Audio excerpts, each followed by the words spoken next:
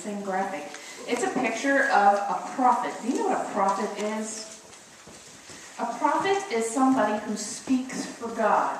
And a lot of times in Bible times, prophets would speak to the people often and tell them what they believed that God wanted them to hear. And you know how they say you could tell who was a true prophet and who was not a true prophet? If what they said actually came to pass. Well, in this picture, this is a picture depicting the prophet Elijah. Can you say that with me? Elijah. It's spelled with the letter J. E-L-I-J-A-H. Elijah. And Elijah was a great prophet of God, and he had a lot of people who followed him and believed what he said, and God spoke through him in so many ways, and he touched a lot of people for God. Well, when Elijah came to the end of his life, he had someone who was learning to be a prophet who followed after him. Kind of like his student, like you have a teacher and your teacher teaches you things. Elijah, this is a tricky part, was teaching his student whose name was Elisha with an S. Can you say that with me? Elisha. Say that with me, Elisha. So Elijah with a J was the teacher, and Elisha with the S was the student. Well, when it came time for Elijah to come to the end of his life, do you think he had to die like the rest of us do? Do you think he did? Guess what? He did not die. Only a few people ever recorded in the history of all mankind did not die. Instead, God sent a fiery chariot. You know what a chariot is? Sort of like a horse and buggy. So there were horses and a chariot consumed, wrapped in fire, and it came down from heaven. And Elijah, with the J, the teacher, was swept up into the chariot and went away up into the heavens. Well, only one person saw that. Guess who saw it? Elisha, the student of Elijah. And just before he died, Elijah, the teacher, said, "What can I do for you before I go to be with God?" And Elisha said, "Give me some of your spirit. Not just one portion, but give me a double portion of your spirit." And as a sign of that, when Elijah went up into heaven, something happened that was left behind for the student, Elisha. And to show you what that was, I'm going to use a little trick.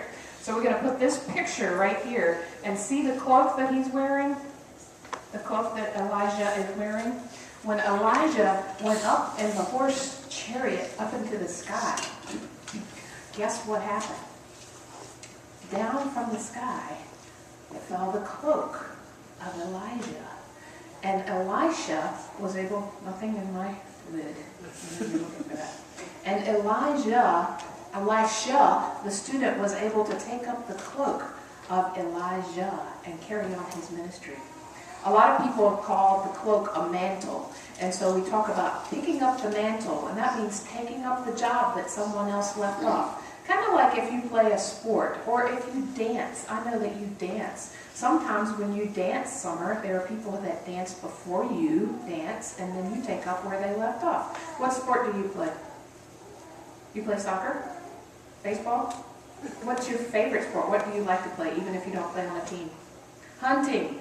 Hunting, your dad is teaching you how to hunt, and so he is passing the mantle. He's teaching you how to shoot. He's teaching you how to be safe. He's teaching you how to track deer, all of those things. And so he's passing the mantle to you so that you can pick up right where he left off.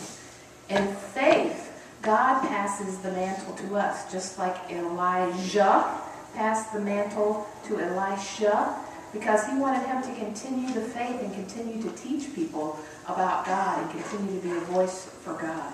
Do you think God wants us to be a voice for him? I think so too.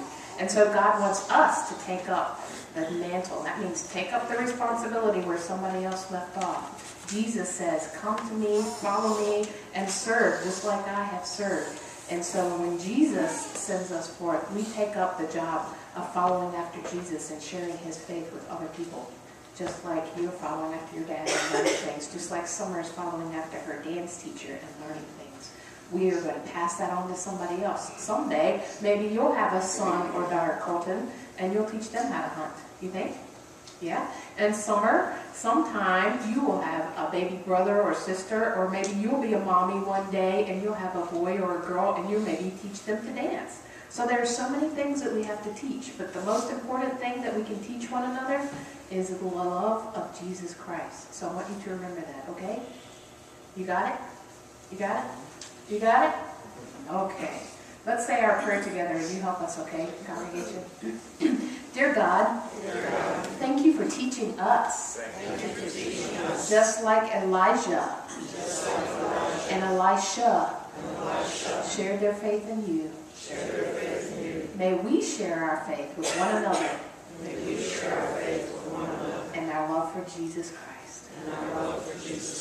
Amen.